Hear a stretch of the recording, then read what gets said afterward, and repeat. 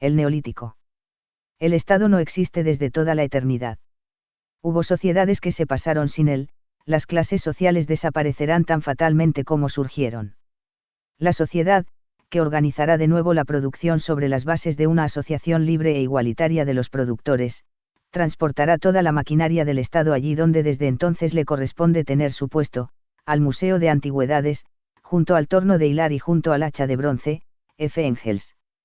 Las contradicciones generadas por la crisis de recursos del Mesolítico, fueron resueltas temporalmente por un modo de subsistencia de espectro amplio. Esa nueva situación generó, en la región conocida como creciente fértil, una dependencia hacia la recolección selectiva de los ancestros silvestres del trigo y la cebada, que posibilitaron un relativo sedentarismo, asociado al almacenamiento, que precedió unos 2000 años a la revolución neolítica. Eventualmente, la recolección selectiva dio paso a la siembra selectiva generando una reacción en cadena hacia la domesticación de los animales que se alimentaban de dichas gramíneas, ovejas, cabras salvajes, vacas, cerdos. Los primeros pueblos sedentarios de Oriente Medio tuvieron el enorme privilegio de contar con las condiciones ideales para la caza y la agricultura simultáneamente.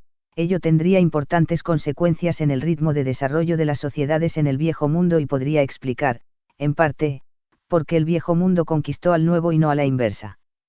El descubrimiento de la agricultura y la ganadería, hace unos 12.000 años, representó el salto revolucionario más grande hasta ese momento que superaría cualitativamente los millones de años anteriores de evolución histórica. La agricultura hizo posible la domesticación de animales porque existía rastrojo suficiente para poder alimentarlos. Ello generó una explosión demográfica brusca y repentina sin precedentes. Con la explosión demográfica y el crecimiento de la densidad de población, se hicieron necesarias obras de regadío y la existencia de un poder administrativo central que excedía las posibilidades de gestión de los clanes o gens comunistas, los cuales cristalizaron en el surgimiento de jefaturas y reinos precursores de los estados, las facultades administrativas y de almacenamiento de las jefaturas, originalmente surgidas por la Asamblea Popular, favorecieron el surgimiento de privilegios posibilitados por la existencia de un excedente considerable en manos de una casta privilegiada. Al mismo tiempo, a una velocidad vertiginosa, surgieron las primeras ciudades con casas, templos, fortificaciones, palacios. Con las ciudades nace la arquitectura, el sentido de pertenencia a un pueblo determinado se comienza a establecer, no con respecto a los lazos consanguíneos propios de los clanes, gens y tribus, sino por las propiedades y el territorio. La bíblica Jericó en Jordania es un ejemplo clásico de las primeras ciudades, con una extensión de 4 hectáreas y con 2000 habitantes. Con Jericó nacen las murallas de Jericó, los fosos y las torres o el testimonio más temprano de que la guerra resulta de la propiedad y las diferencias de clase.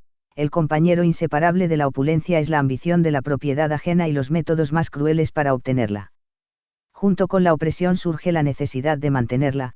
Cada vez se vuelve más necesaria la creación de un ejército permanente vinculado a la clase dominante en sustitución de la tribu armada. Nace la religión institucionalizada como justificación divina del poderoso y consuelo patético del oprimido.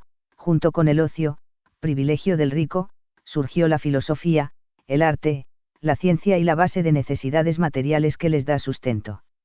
La ideología se divide en tantas partes como clases y grupos parten a la sociedad, dominando la ideología de la clase dominante. Con el excedente nace también la posibilidad del comercio regular, aunque es, en un comienzo, de artículos de lujo, y con él la división del trabajo.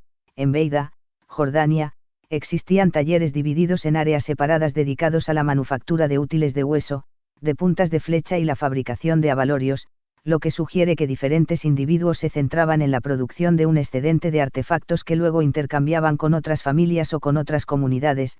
Marvin Harris, Introducción a la Antropología General, p. 256, con el comercio surge la necesidad del transporte y se inventan los vehículos de ruedas y los barcos de vela.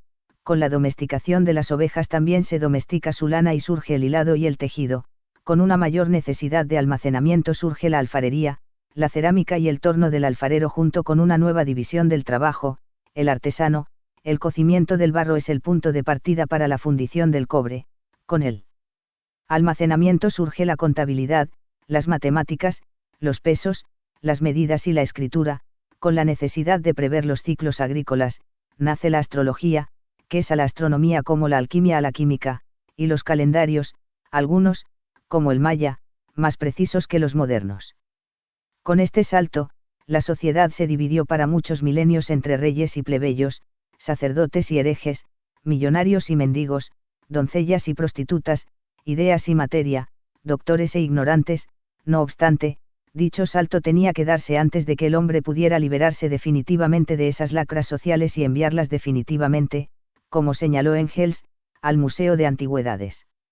El Neolítico es un fenómeno que se extiende a nivel global desde el 12.000 AC hasta el 2000 AC, empezando por el Oriente Medio y extendiéndose a Europa por una combinación de difusión y desarrollo independiente.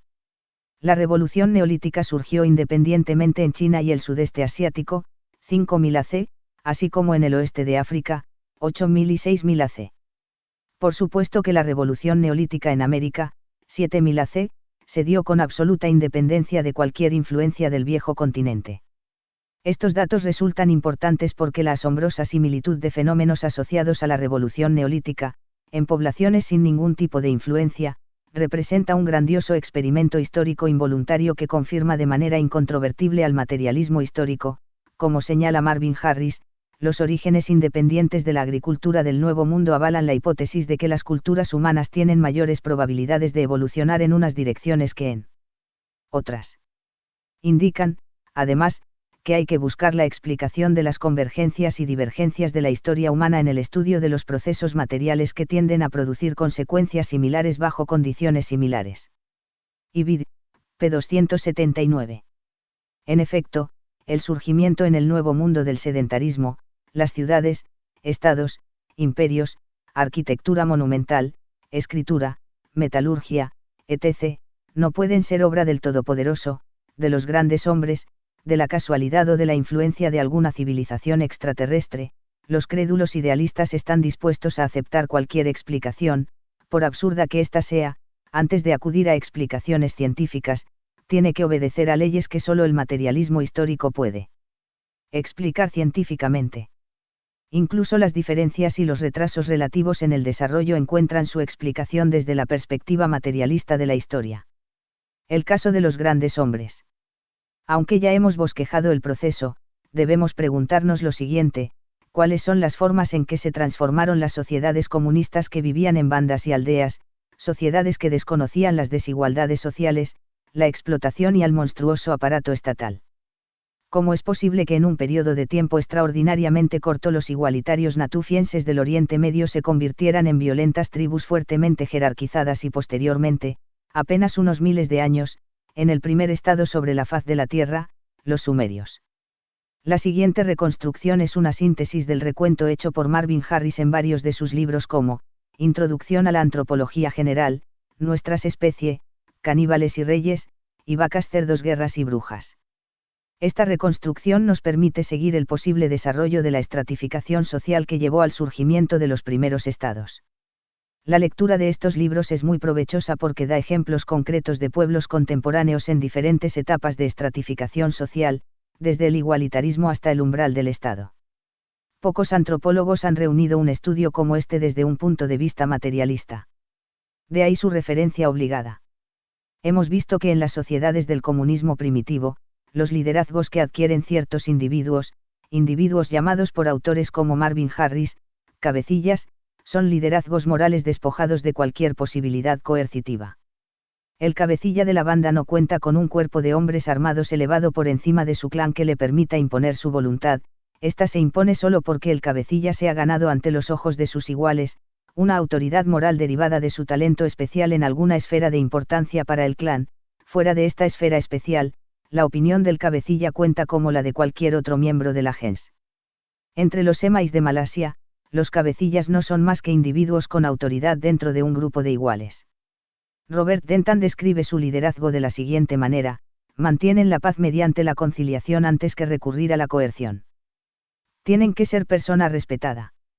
De lo contrario, la gente se apartará de él o va dejando de prestarle atención.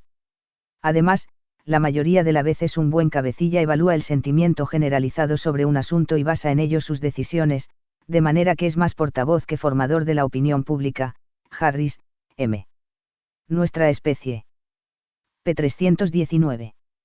El factor material fundamental que transforma a estos pueblos comunistas en sociedades jerarquizadas primero y en estados después es, sin duda, la producción de un excedente capaz de ser acumulado en las manos de una naciente casta privilegiada. La revolución neolítica es el cambio revolucionario que posibilita, de manera estable y permanentemente creciente, estas desigualdades que cristalizan jefaturas, primero, y pueden dar lugar, bajo ciertas condiciones, al surgimiento del Estado y la explotación de clase. Una de las evidencias más palpables de que entre todos los factores que catalizan el surgimiento de las desigualdades, es la producción regular de un excedente. El elemento central, la dan los Kvakiul de Vancouver, que a pesar de ser cazadores-recolectores presentan diferencias jerárquicas, empero no existen clases sociales. La razón de la existencia anómala de sociedades cazadoras-recolectoras con diferencias de rango no la encontramos en la avariciosa alma humana, como lo pudiera pensar un espíritu simple y superficial, sino en condiciones ecológicas excepcionalmente favorables que permiten el aumento de la producción hasta el punto en que son posibles las diferencias de riqueza y poder. La mayoría de estas sociedades cazadoras-recolectoras no igualitarias, nos dice Harris, parecen haberse desarrollado a lo largo de las costas marítimas y los cursos fluviales, donde abundan los bancos de moluscos, se concentran las migraciones piscícolas o las colonias de mamíferos marinos favorecían la construcción de asentamientos estables y donde la mano de obra excedente se podía aprovechar para aumentar la producción del hábitat, IBID 327 a 328. El excedente así producido favorece el surgimiento de lo que algunos antropólogos llaman grandes hombres.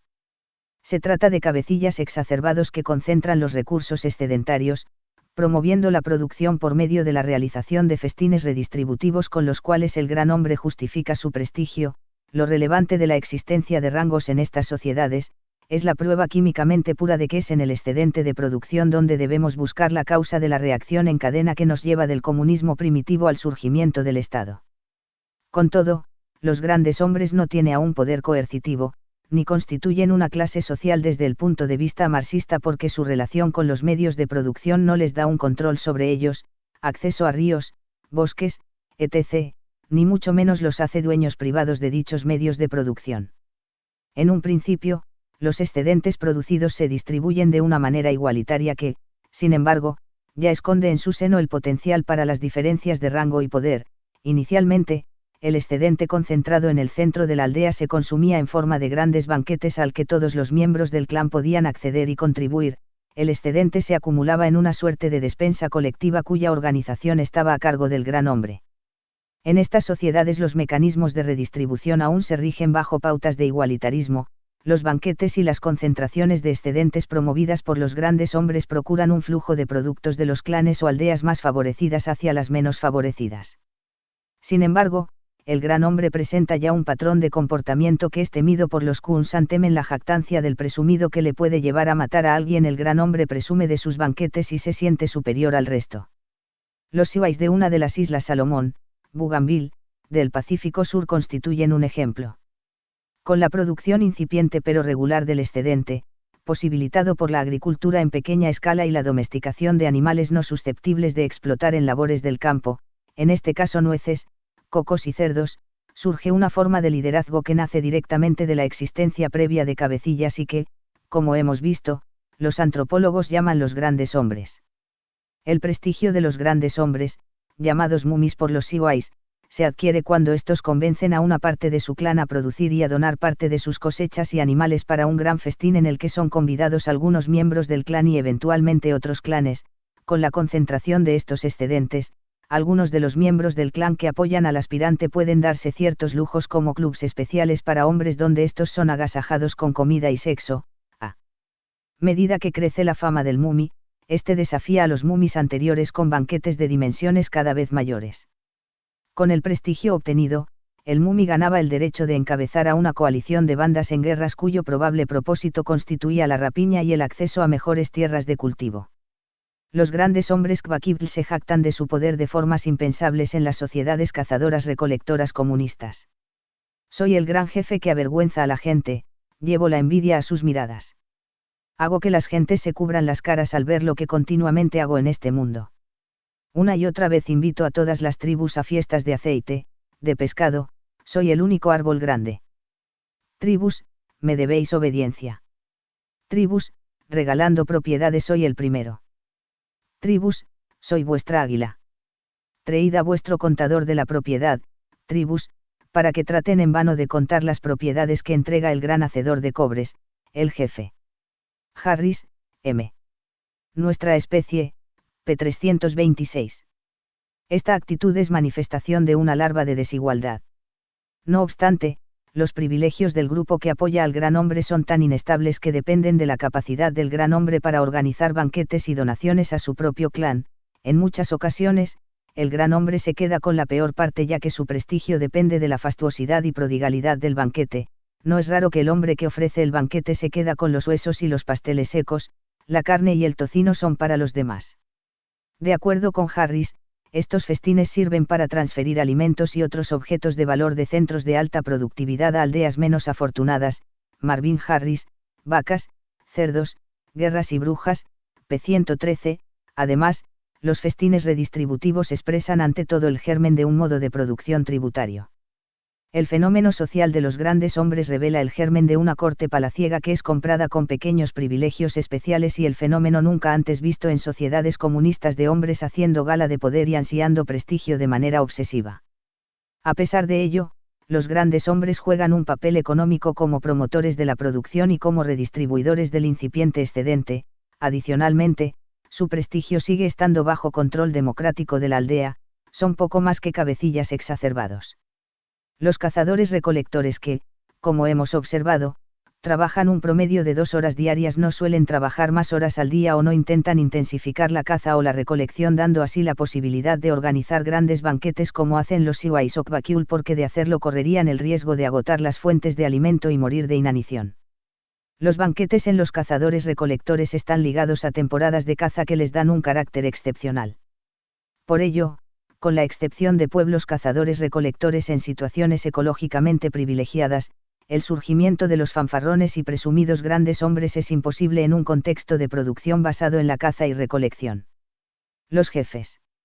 Nacen los privilegios de casta. Las jefaturas constituyen un paso más en el camino que lleva al surgimiento del Estado. A diferencia de los grandes hombres, los jefes ya heredan su cargo y mantienen ciertos privilegios que los sitúan por encima del conjunto de la tribu. Además suelen liderar un conjunto de aldeas y no solo la propia como los grandes hombres. Ejemplos de esta estructura social son los trobriandeses de Nueva Guinea, los Tikopia de las Islas Salomón y los Cherokee. Los trobriandeses de Nueva Guinea, al menos en los años en que los visitó Malinowski, 1920, cosechaban un tubérculo llamado ñame. El jefe gobernaba en más de una docena de aldeas y solo podía ser depuesto mediante derrota militar. La presencia de un jefe importante era motivo para que la aldea se dejara caer a sus pies. El jefe podía tener una docena de esposas. La existencia misma del penacho de Moctezuma es muestra de una fuerte jerarquización social. Sin embargo, el poder de los jefes es limitado puesto que los ñames se pudren rápidamente y el jefe no puede impedir el libre acceso a los recursos naturales que son aún una importante fuente de alimento. La corte del jefe es parte de su clan o familia y es tan reducida que no puede competir con una verdadera estructura estatal. Además, el jefe debe refrendar periódicamente su puesto mediante triunfos militares que aumentan las aldeas tributarias y, por ende, los campos de cultivo y mediante la organización de festines redistributivos. En realidad el jefe no es más que un gran hombre con más privilegios y delirios de grandeza. El elemento de coordinación y centralización en la dirección del trabajo es la semilla de los regímenes tributarios constructores de pirámides. En este contexto deben insertarse también el surgimiento de las primeras estructuras megalíticas como Stonehenge, Karnak, los gigantes de Pascua e incluso las cabezas olmecas. Estas construcciones, que implican el traslado de bloques de piedra de varias toneladas de peso, suponen la coordinación de varios clanes y aldeas, lo que sugiere la existencia de una jefatura coordinadora y centralizadora. Sugerente en este sentido es que los Cherokee construían estructuras circulares donde se depositaban las ofrendas y el excedente de la producción. También los ñames de los trobriandeses eran exhibidos en sitios especiales. Quizá algunas de las estructuras megalíticas de la antigüedad tienen sus orígenes en estos rituales redistributivos y propiciadores de la fertilidad. Determinados bienes de consumo estaban reservados para los jefes, cierto tipo de ornamentos, plumas, cuerdas, pintadas, etc., era de uso exclusivo de los jefes. Las sociedades primitivas, p. 89. Pero a pesar de sus desplantes de grandeza, ni los grandes hombres ni los jefes tribales son verdaderos reyes ni sus poblados verdaderas civilizaciones. La producción de alimentos no supera el nivel pastoril y el de la horticultura de azada, en general se desconocen técnicas de roturado, los campos siguen siendo colectivos o, a lo mucho, son cedidos en usufructo a unidades familiares que las trabajan. Los jefes no pueden aún impedir el acceso a los recursos naturales. No obstante, la incipiente agricultura permite la formación de poblados permanentes, la formación de protociudades, grandes poblados, y el mantenimiento periódico y la coordinación de unidades de trabajadores que se encargan de la construcción de grandes obras públicas, viviendas, templos, murallas que serían imposibles para poblados que desconocen la agricultura. Por ejemplo, la mítica ciudad de Jericó, Palestina, con sus increíbles 11,500 años de antigüedades, en realidad, un poblado de unas 2.000 personas que fue rodeado de una muralla de 2 metros de altura y dotado de una torre de 9 metros de altura. Se trata de la primera fortificación conocida de la historia cuyo interés es mayor porque está relacionada con los primeros seres humanos que descubrieron la agricultura y se hicieron sedentarios, los natufienses.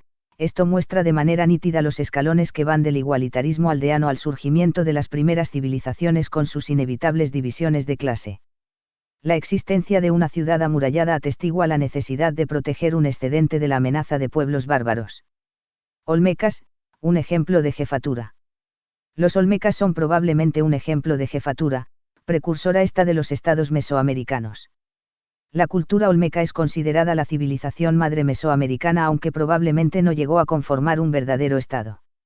Esta jefatura se desarrolló hace unos 3,200 años hasta hace 2,800 en el sureste de Veracruz y el oeste de Tabasco en torno a 3 grandes centros ceremoniales, San Lorenzo, La Venta y Tres Apouts. Destaca por la construcción de monumentales cabezas de basalto de varias toneladas de peso y de 3 y 4 metros de altura. La cultura olmeca se desarrolló en torno a caudalosos ríos y construyó estructuras de adobe y montículos con templos en la parte superior precursoras de las pirámides. Se estima que, en su apogeo, el centro ceremonial La Venta llegó a albergar a 1.800 habitantes. La construcción de los montículos y el traslado de cientos de kilómetros de las enormes piedras basálticas sugieren el grado de organización necesaria para realizar tales empresas. Sin embargo, a pesar de su notable cantidad de población, la dispersión de las protociudades olmecas, la baja densidad poblacional, el hecho de que complementaran su dieta con la caza y la pesca de mariscos sugiere que representaban un ejemplo de una jefatura avanzada en la cual grandes jefes militares y religiosos concentraban y monopolizaban el excedente de las cosechas y el comercio de artículos de lujo, jade, obsidiana, sin llegar a alcanzar el grado de civilización, estado y grandes centros urbanos.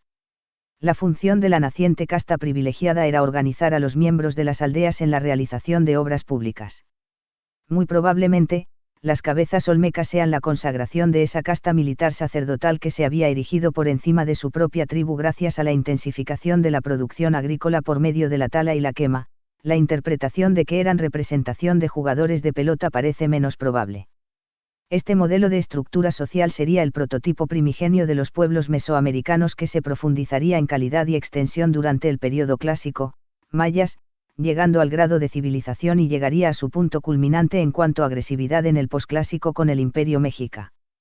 En otros artículos hemos abordado el desarrollo de las culturas mesoamericanas con mayor detenimiento. www.marxist.com Weblink, 3. El legado técnico del Neolítico y la revolución de los productos secundarios. El legado del Neolítico, además de la domesticación, lo constituyen importantes descubrimientos que impulsarán la división del trabajo, factores sin los cuales la revolución urbana hubiera sido imposible. El más importante, sin duda, es la generalización de la técnica donde el barro cocido se endurece, es decir, el descubrimiento de la alfarería. La existencia de la alfarería es un criterio casi inequívoco de neolitización, pero la correspondencia entre ambos fenómenos no es perfecta. Los natufienses que ya conocían la agricultura hace 12.000 años, tienen su etapa precerámica y hay pueblos cazadores-recolectores en Japón que fabrican alfarería. En Mesoamérica las primeras evidencias de cerámica con una antigüedad de 4,600 años en la costa de Guerrero, Puerto Marqués, y de 4,400 años en el valle de Tehuacán, Puebla. El barro cocido ya se usaba para fabricar Venus primitivas, figurillas de mujeres símbolo de la fertilidad, en el Paleolítico superior hace unos 29.000 años. Pero la fabricación de cerámica se hace regular y sistemática durante el Neolítico. La relación entre agricultura y la existencia de alfarería no es difícil de develar. La vida sedentaria y la existencia de excedentes acumulables requirieron la manufactura de vasijas y contenedores que serían imposibles para pueblos nómadas. Con la alfarería surgen los alfareros y, con ello, la artesanía separada hasta cierto punto de la agricultura. Será la primera división del trabajo desde la existencia de los chamanes a tiempo parcial. Gordon Childe subraya la relevancia simbólica del oficio del alfarero.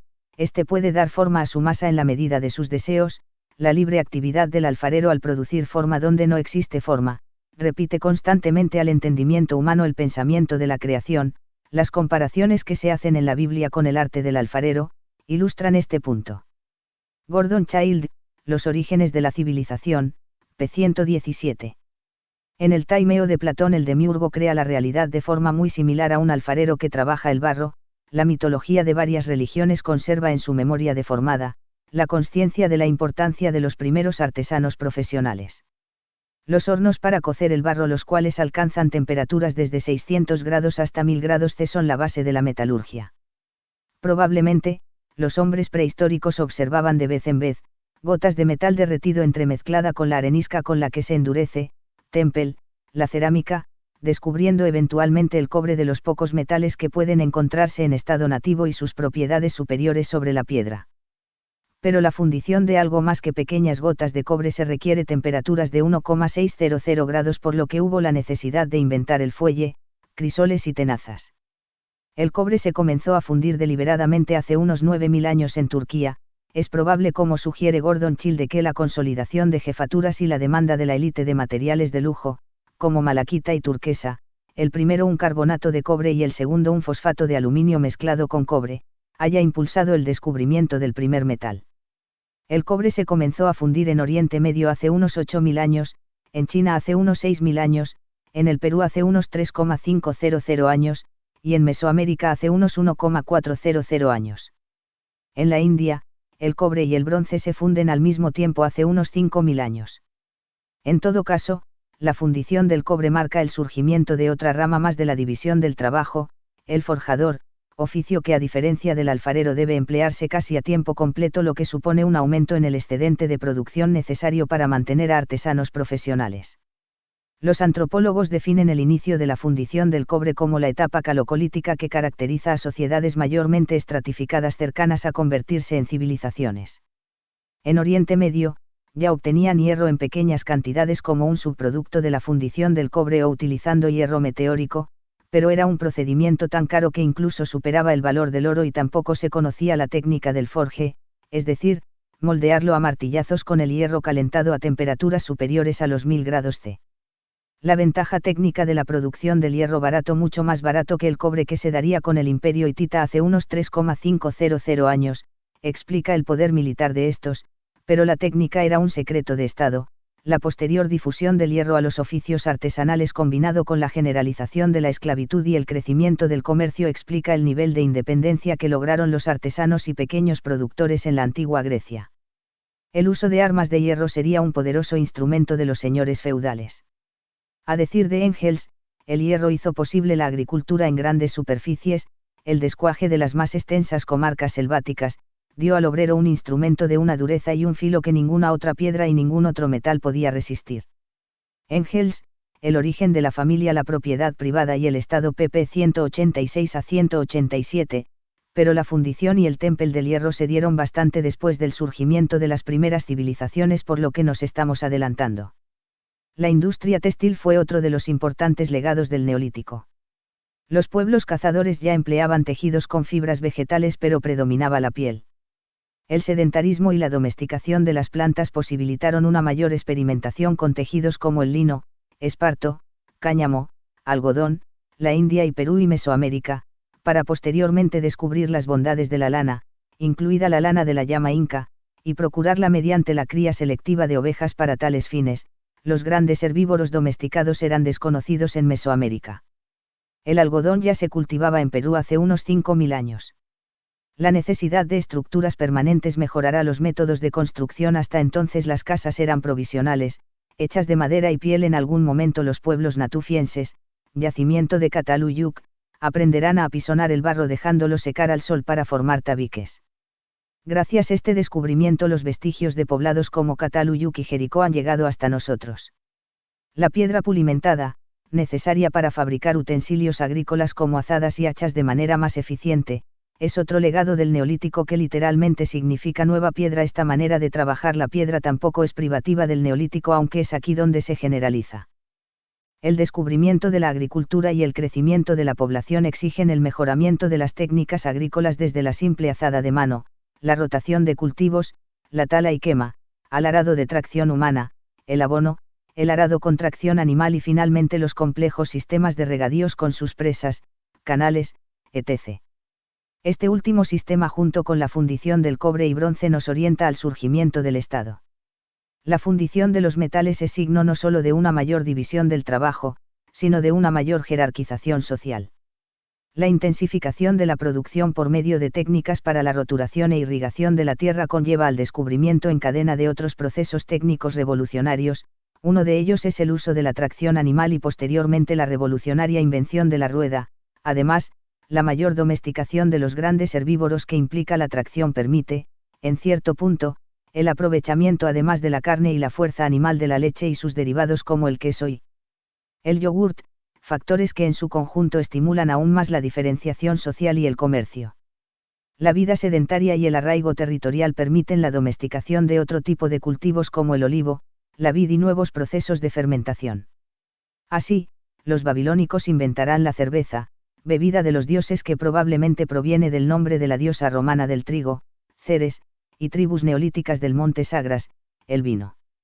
Al conjunto de revoluciones técnicas que hemos descrito se le conoce como revolución de los productos secundarios, evento que coincide poco más o menos con el surgimiento de las primeras civilizaciones de Oriente Medio. En el caso de Mesoamérica, la revolución de los productos secundarios tuvo limitaciones objetivas que escapaban de la voluntad de sus habitantes. No existían grandes animales para tracción ni para ordeña. La llama peruana no servía para la tracción y aunque en abstracto puede ser ordeñada, no se sabe a ciencia cierta si los incas consumían su leche. Quizá no la ordeñaron porque no dieron el paso previo de someterla al arnés. Dada la falta de tracción animal, tampoco se utilizaba la rueda, otra limitación más. Sin embargo, la fermentación de cultivos, en este caso el maguey, nos legó de Mesoamérica el pulque, el tequila y el mezcal, aunque es evidente que estos productos secundarios no influyeron mayormente salvo el comercio de este producto en el desarrollo de las fuerzas productivas como sucedió en Oriente Medio. Por ejemplo, la tracción animal trajo repercusiones revolucionarias en el Viejo Mundo, mientras que en los inicios de la Revolución Neolítica las labores del campo se hacen con azadas de mano que pueden ser utilizadas igual de eficientemente por hombres y mujeres. La introducción del arado de tracción animal relega a las mujeres de las labores del campo y devalúa su papel y valoración social, ya que con 2 bueyes y un arado un hombre puede cultivar en un día una superficie mucho mayor que una mujer con una azada. Gordon Child, Los orígenes de la civilización, p. 152. Así, en los pueblos horticultores de África, que utilizan azadas de mano, la mujer tiene una alta valoración social, mientras que en los pueblos agrícolas de la India, que utilizan tracción animal, tienen una relación de género bastante desventajosa para el género femenino, a tal grado que las mujeres son obligadas socialmente a arrojarse a las pilas funerarias de sus maridos. Marvin Harris señala la asombrosa reacción en cadena que hace que la tracción animal en las labores del campo aumente el estatus del varón en detrimento de la mujer. Donde quiera que consiguieron el control sobre los arados, consiguieron el control de los grandes animales de tiro. Donde quiera que uncieron estos animales al arado, también lo hicieron a toda clase de carretas y vehículos. Por consiguiente, con la invención de la rueda por Ureicha, los hombres acoplaron a los animales a los principales medios de transporte terrestre. Esto le proporcionó el control sobre el transporte de las cosechas a los mercados y a partir de ahí no había más que un corto paso hacia el dominio del comercio y los intercambios tanto locales como a larga distancia. Con la invención del dinero los hombres se convirtieron en los principales mercaderes. A medida que los intercambios y el comercio aumentaron en importancia, tuvieron que ir anotándose y fue a estos hombres dedicados al comercio y al intercambio a los que correspondió la tarea de realizarlos. Y con la invención de la escritura y las matemáticas los hombres hicieron su aparición en la escena como los primeros escribas y contables. Por extensión, los hombres se convirtieron en el sexo ilustrado, podían leer, escribir y efectuar cálculos. En consecuencia fueron los hombres, y no las mujeres, los primeros filósofos, teólogos y matemáticos históricamente conocidos en los primeros estados agrarios de Europa, Asia suroccidental, India y China, Marvin Harris, Antropología General, p. 556. Una vez logradas una serie de revoluciones técnicas que consolidaron la acumulación de un excedente en pocas manos, manifestada en cierta diferenciación social, no faltaba más que una cosa, de acuerdo a Engels, una institución que, no solo asegurase las nuevas riquezas de los individuos contra las tradiciones comunistas de la organización de la gens, clan, que no solo consagrase la propiedad individual tan poco estimada primitivamente e hiciese de esta santificación el fin más elevado de la sociedad humana, sino que, además, legitimase en nombre de la sociedad en general las nuevas formas de adquirir la propiedad que se desarrollasen unas después de otras, es decir, el crecimiento cada vez más acelerado de las riquezas, en una palabra, una institución que no solo perpetuase la naciente división de la sociedad en clases, sino también el derecho de la clase poseedora de explotar a la que no poseyese nada y la preponderancia de la primera sobre la segunda. Y vino esa institución. Y se inventó el Estado, Engels, el origen de la familia, la propiedad privada y el Estado p. 122, aunque ese surgimiento no fue automático, trataremos de explicar las condiciones adicionales que lo hicieron surgir. ¿Qué es la civilización?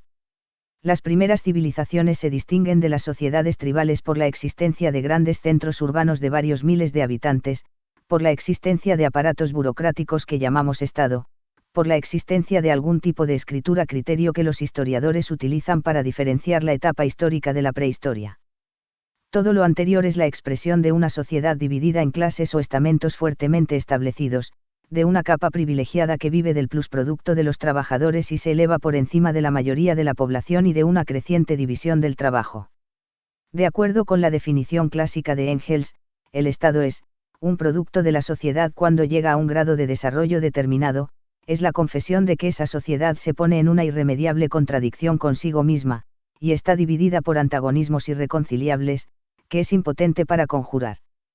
Pero a fin de que las clases antagonistas, de opuestos intereses económicos, no se consuman a sí mismas y a la sociedad con luchas estériles, hácese necesario un poder que domine ostensiblemente a la sociedad y se encargue de dirimir el conflicto o mantenerlo dentro de los límites del orden. Y ese poder, nacido de la sociedad, pero que se pone por encima de ella y se hace cada vez más extraño, es el Estado. Engels, el origen de la familia, la propiedad privada y el Estado, pp. 195 a 196, trataremos de explorar las condiciones que hicieron surgir las primeras civilizaciones de la historia. Sin duda la producción de un excedente, es decir, la agricultura y la ganadería, es una condición indispensable pero no suficiente por sí misma. Como hemos señalado, se requieren de condiciones adicionales a la revolución neolítica para que surja una verdadera civilización. Los primeros cultivos de Oriente Medio datan de hace unos 12.000 años y la civilización sumeria comienza hace unos 6.000 años.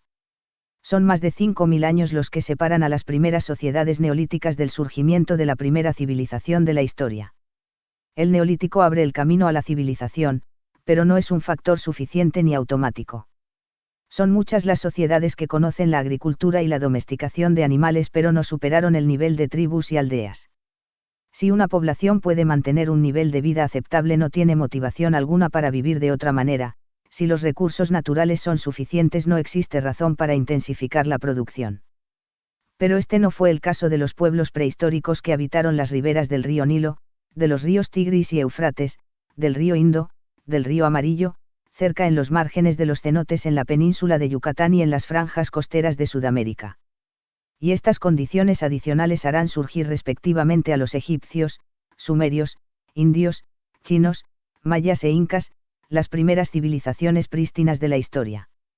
Dada la revolución neolítica y una cierta jerarquización social, el primer factor que cristaliza el surgimiento de la vida civilizada es el aumento de la población. Este proceso abarcó varios miles de años hasta el punto en que la presión poblacional obligó a algunos pueblos a encontrar nuevos asentamientos. Una vez agotados los más benignos, se vieron obligados a revolucionar sus métodos de producción. Además de ello, las plantas domesticables deben ser relativamente imperecederas, es decir, fácilmente acumulables. Por ello no es casual que las primeras civilizaciones se basaran en cereales como el trigo, la cebada, el maíz y el arroz. Otro factor importante es la llamada circunscripción o el que el medio ecológico en el que se inserta la población esté rodeada de barreras ecológicas, como desiertos, montañas, pantanos o simplemente entornos donde la fertilidad decaiga progresivamente, que impidan o dificulten el que los pobladores puedan emigrar fácilmente de su ciudad trasladando su modus vivendi y que hagan absolutamente indispensable obras públicas y el trabajo mancomunado de grandes grupos para su supervivencia o mantenimiento de su modo de vida. La necesidad de intensificar la producción mediante obras de regadío y agricultura intensiva, ya sea en forma de irrigación a gran escala, arado y animales de tiro, bancales escalonados, chinampas, etc., tiende a centralizar la dirección del trabajo y a aumentar el poder y privilegios de las jefaturas hasta el punto de convertirlas en verdaderos estados. Además, la circunscripción y la dependencia de los canales y represas para la producción permiten métodos de coerción social sin precedentes. La casta privilegiada puede impedir el acceso a las aguas de regadío a aquellas comunidades que se resistan al pago de tributo. De esta forma, los inconformes no tienen más opción que aceptar las jerarquías y explotación o emigrar convirtiéndose en pueblos expulsados orillados a un contexto donde ya no les es posible sobrevivir, quizá porque están tan acostumbrados a una vida basada en la agricultura que han olvidado cómo cazar y recolectar. Las primeras 6 civilizaciones de la antigüedad que surgieron de manera independiente parecen ajustarse a lo que Marx denominó modo de producción asiático, o despotismo tributario. Algunos historiadores han recuperado, plagiado, parte de esta explicación con el término civilizaciones hidráulicas, aunque este término puede empobrecer el análisis marxista pues solo se refiere a un aspecto de estas civilizaciones, mientras que el marxismo estudia el proceso como un todo orgánico. Con respecto a este tipo de civilizaciones, Marx escribió, desde tiempos inmemoriales, en Asia no existían, por regla general, más que 3 ramos de la hacienda pública, el de las finanzas, o pillaje interior, el de la guerra, o pillaje exterior, y, por último, el de las obras públicas. El clima y las condiciones del suelo, particularmente en los vastos espacios desérticos que se extienden desde el Sáhara, a través de Arabia, Persia, la India y Tartaria, hasta las regiones más elevadas de la meseta asiática, convirtieron al sistema de irrigación artificial por medio de canales y otras obras de riego en la base de la agricultura oriental. Al igual que en Egipto y en la India, las inundaciones son utilizadas para fertilizar el suelo en Mesopotamia, Persia y otros lugares, el alto nivel de las aguas sirve para llenar los canales de riego. Esta necesidad elemental de un uso económico y común del agua, impuso en Oriente, donde el nivel de la civilización era demasiado bajo, y los territorios demasiado vastos para impedir que surgiesen asociaciones voluntarias, la intervención del poder centralizador del gobierno.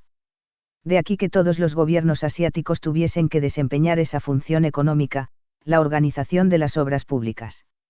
Esta fertilización artificial del suelo, función de un gobierno central, y en decadencia inmediata cada vez que éste descuida las obras de riego y avenamiento, explica el hecho, de otro modo inexplicable, de que encontremos ahora territorios enteros estériles y desérticos que antes habían sido excelentemente cultivados, como Palmira, Petra, las ruinas que se encuentran en Yemen y grandes provincias de Egipto, Persia y el Indostán. Así se explica también el que una sola guerra devastadora fuese capaz de despoblar un país durante siglos enteros y destruir toda su civilización. Marx, La dominación británica de la India, Obras escogidas, tomo primero, pp 500-501. En el modo de producción tributario, o despotismo asiático, el Estado, como un todo, se erige como gran terrateniente expoliando a las comunidades aldeanas por medio del tributo en trabajo o en especie, lo que Marx llamaba pillaje interior y exterior. En estas sociedades, la propiedad privada de la tierra, en sentido general, no existe o no es la forma dominante de propiedad. Las comunidades aldeanas siguen conservando la propiedad colectiva de la tierra pero estas son explotadas por el Estado y una casta privilegiada, cuya existencia se justifica porque se encarga de organizar a las dispersas comunidades en la realización de obras públicas tales como canales de riego, centros ceremoniales, etc. Un breve repaso de las condiciones en las que surgieron las primeras civilizaciones, mesopotámica, egipcia, india, china, maya e inca puede mostrar que todas las condiciones para el surgimiento del Estado estaban presentes, que éstas surgieron de bases tribales en las líneas que hemos explicado más arriba y que éstas se ajustan al modo de producción descrito por primera vez por Marx. Mesopotamia. Hace 6.000 años. El aumento de la población como factor catalizador de la primera civilización de la historia está más allá de cualquier duda. En el Neolítico se produjo un rápido incremento en la población. Comenzando con 100,000 personas en torno al 10,000 AC, poco antes del 6000 AC la población de Oriente Medio había alcanzado probablemente los 3,2 millones, se multiplicó por 30, en el plazo de 4000 años. Marvin Harris, Introducción a la Antropología, p. 256.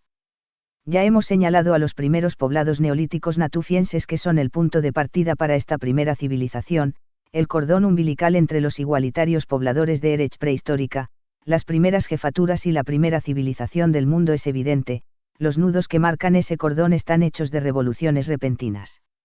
Las excavaciones arqueológicas demuestran estas transiciones abruptas. Las excavaciones del poblado neolítico Erech muestra en sus estratos más profundos ruinas de chozas de carrizo o casas de adobe, muestran el empleo creciente del metal, la introducción del torno del alfarero y otras cosas semejantes. El poblado fue creciendo en magnitud y en riqueza, pero siguió siendo un poblado. Después, repentinamente, aparecen los cimientos de construcciones verdaderamente monumentales, el prototipo de los zigurat, o torre escalonada, el cual era parte indispensable de un templo sumerio histórico. Gordon Childe, Los orígenes de las civilizaciones p. 178. Los griegos llamaban a la zona en la que hace 6000 años floreció la primera civilización como Mesopotamia o tierra entre dos ríos. Efectivamente, sería el control de las aguas de los ríos Tigris y Éufrates la que haría surgir a la también conocida civilización sumeria, nombre surgido del rey de Sumar. La presión del aumento de la población se veía acrecentada por el hecho de que las inmediaciones de los ríos se componían de un contraste entre pantanos fértiles pero hostiles y estepas áridas, por lo que la población solo podía mantenerse mediante la creciente progresión de obras de regadío. Se trata de un espacio fértil circunscrito por ambientes hostiles que solo puede ser explotado mediante inmensos trabajos de desecación de los pantanos y tala de los frondosos cañaverales que rodean a los ríos. Gordon Childe explica la inmensidad de la tarea y sus trascendentes repercusiones. El terreno sobre el cual se erigieron las grandes ciudades de Babilonia, tuvo que ser, literalmente, creado. La antecesora prehistórica de la Erech bíblica, fue construida sobre una plataforma de carrizos entrelazados, colocados sobre el fango aluvial. El libro hebreo del Génesis nos ha familiarizado con las más antiguas tradiciones de la condición primordial del Sumar, un caos en el cual todavía eran fluidos los límites entre el agua y la tierra en junta. Uno de los incidentes fundamentales de la creación es la separación de estos elementos. Pero, no fue un dios, sino los protosumerios quienes crearon la tierra. Ellos excavaron canales para regar los campos y drenar los pantanos, construyeron diques y erigieron plataformas para proteger a hombres y ganados, manteniéndoles a un nivel superior al de las avenidas, hicieron los primeros desmontes entre los cañaverales y exploraron los cauces existentes entre ellos. La tenacidad con la cual persiste en la tradición el recuerdo de esta lucha, da idea en cierta medida y del esfuerzo que se impusieron los antiguos sumerios. Su recompensa consistió en asegurarse el abastecimiento de dátiles nutritivos, la generosa cosecha de los campos y los pastos permanentes para sus rebaños y manadas. Gordon Childe, Los orígenes de la civilización, p. 134. Fue en torno a la producción de un excedente gracias a la domesticación del trigo, la cebada, las ovejas, cabras, cerdos, bovinos que se erigieron las primeras ciudades, templos y palacios para concentrar ese excedente. Verdaderas ciudades como Ur, Eridu y Eruk superarán al antiguo poblado de Jericó. Uruk ocupaba unas colosales 450 hectáreas que ensombrecen a las modestas 4 hectáreas del poblado Jericó. Sumeria se dividía en una docena de ciudades-estado, cada una gobernada por un rey que organizaba la recolección del tributo. Los sumerios fueron sucedidos por los babilónicos y los asirios conformando el conjunto cultural que se conoce como civilización mesopotámica, que duraría al igual que los egipcios unos 3000 años hasta ser aplastados por el imperio persa. La necesidad concreta de contabilizar la riqueza del templo dará origen a la primera forma de escritura cuneiforme. Esta forma de escritura se empleó durante un milenio antes de servir a cualquier otro fin que no fuera la contabilidad o propósitos educativos afines. Whitehouse, R. Wilkins, J. Los orígenes de las civilizaciones, p. 9. Este hecho muestra el origen práctico de la escritura. Al igual que en Egipto, las capacidades organizativas y tributarias de los reyes como el rey Sargón, rey de Agade, quien logró por primera vez unificar a toda Babilonia, eran representadas en la construcción de colosales monumentos de dimensiones sin precedentes, los míticos zigurats. El templo era uno de los principales terratenientes, y servía como centro de acumulación y redistribución de la mayor parte de la producción alimentaria de la tierra. Era también un centro de concentración y redistribución de materia prima proveniente del comercio exterior. Igualmente importante era un centro de concentración y organización de la mano de obra, que hacía posible realizar obras a gran escala que estaban fuera del alcance de las pequeñas comunidades, como la construcción de los templos mismos, y la construcción de los canales de irrigación. Whitehouse, R. Wilkins, J. Los orígenes de las civilizaciones, p. 9. Estos increíbles zigurats y las ciudades sumerias quedarían inmortalizados en la lista de Antípatro de Sidón, cuyo poema es la fuente más antigua de las 7 maravillas del mundo, como la puerta de Istar o los jardines colgantes de Babilonia. También en la bíblica Torre de Babel, tan majestuosa que un Jehová envidioso separó a los hombres en lenguas diferentes para que no se pusieran de acuerdo y alcanzaran el cielo con sus construcciones. Quizá el Antiguo Testamento ubica de manera mística en Babilonia la división de los hombres en lenguas diferentes, porque fue Mesopotamia la primera civilización que puso en contacto a culturas de lenguas diferentes. El hecho es que el impacto causado por estas primeras construcciones monumentales, que superan por mucho las estructuras megalíticas tribales, quedará grabado en los mitos y ha perdurado hasta la actualidad. Si bien el comercio nunca fue una actividad que definiera intrínsecamente a las sociedades de la antigüedad, dado que se trataba, sobre todo, del comercio de artículos de lujo bajo el control estatal, no dejaba de ser necesario, en tanto existía necesariamente, una casta privilegiada que exigía productos de lujo. Dice Gordon Childe que esta necesidad suntuaria explica en buena medida la domesticación de los primeros metales y el impulso del comercio, la invención del carro de ruedas y el barco de vela, esta última invención hecha, al parecer, por los egipcios. Fue la necesidad del comercio la que llevó a los mesopotámicos a la revolucionaria invención de la rueda, aunque en sus inicios esta fuera tan tosca que el eje de madera estaba unido en una sola pieza a las ruedas atadas al carro con cueros. Quizá la invención de la rueda sugirió su uso peculiar en la artesanía, con la invención del torno del alfarero, otro legado de los sumerios, aunque en otras sociedades primero fue el torno y luego la rueda. El entorno ecológico era tan pobre que carecía casi por completo de materias primas, carecía de simples árboles, y artículos de lujo como el jade, la malaquita y minas, lo que impulsó un comercio que dentro de los marcos de la antigüedad tuvo notable desarrollo, uniendo a los sumerios con los egipcios hacia el norte y con tribus que habitaban tierras tan lejanas como Afganistán en el sur. Egipto, hace 5,500 años. El Estado egipcio surgió a partir de prehistóricas bases tribales, en la etapa llamada predinástica, hace unos 7.000 o 6.000 años. El Valle del Nilo estaba habitado por unas 20 tribus de distintas procedencias llamadas Noumous. Cada uno de los Noumous tenía un animal que lo representaba, acaso el primitivo tótem del clan, que después se identificó con uno de los dioses del panteón egipcio. Historia Universal, tomo 2, p15. Uno de estos tótems era el dios Horus, halcón, con el que se identificarán los futuros faraones. Estas tribus provenían o habían sustituido a las primeras aldeas neolíticas que asentaron pequeños poblados hace unos 8.000 años. Es probable que el cambio climático que convirtió a antiguos bosques en el desierto que caracteriza el paisaje egipcio, haya obligado a estos pueblos a intensificar sus métodos de agricultura, para la siembra de avena, trigo, cebada y sorgo, convirtiéndose, así, en agresivas jefaturas, dando, además, el elemento de circunscripción que aceleró el proceso de conformación de esta civilización. El sinuoso curso del río es una franja muy larga pero estrecha de terreno aprovechable que corre de sur a norte a lo largo de unos 1.200 kilómetros. Los orígenes de las civilizaciones p10. El trabajo exigido para aprovechar las crecidas del río Nilo explica la necesaria centralización de las tribus bajo un solo mando para trabajos mancomunados. Así es como, probablemente, se formaron las primeras confederaciones tribales de las que surgiría la civilización. A cada crecida seguía una época de actividad intensa, dedicada en su mayor parte a la preparación de las áreas aptas para el cultivo. Si bien en general se daba menos uso a los canales de irrigación que en Mesopotamia, había que limpiar y dar mantenimiento constante a las acequias, no dejaba de ser necesarios un intenso trabajo y una amplia cooperación y organización para hacer frente al calendario estacional. Los orígenes de las civilizaciones p11. Las luchas intestinas entre las distintas tribus por la hegemonía y el control de las aguas caracterizan al período predinástico y protodinástico. Seguramente expresan la presión por el control de las obras de regadío que crecía conforme la población aumentaba. El hecho es que justo antes de la etapa histórica hace unos 5.000 años, etapa conocida como de los adoradores de Horus, estas tribus estaban agrupadas en alianzas en cuya cumbre se alzaban jefes que poco se distinguían de los primeros faraones registrados.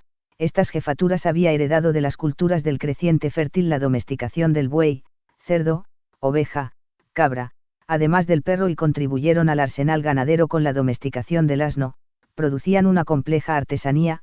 Los enterramientos ya revelan diferencias jerárquicas en forma de ofrendas y el trabajo con metales preciosos, cobre, oro, plata.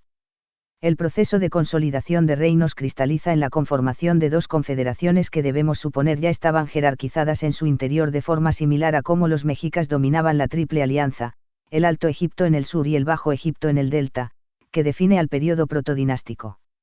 Según las tradiciones egipcias, fue el rey tribal Nims el que logra la unificación del imperio hace 5.000 años, erigiéndose como el primer faraón registrado, que integrará la primera de las cerca de 30 dinastías que rigieron al Estado durante más de 3.000 años.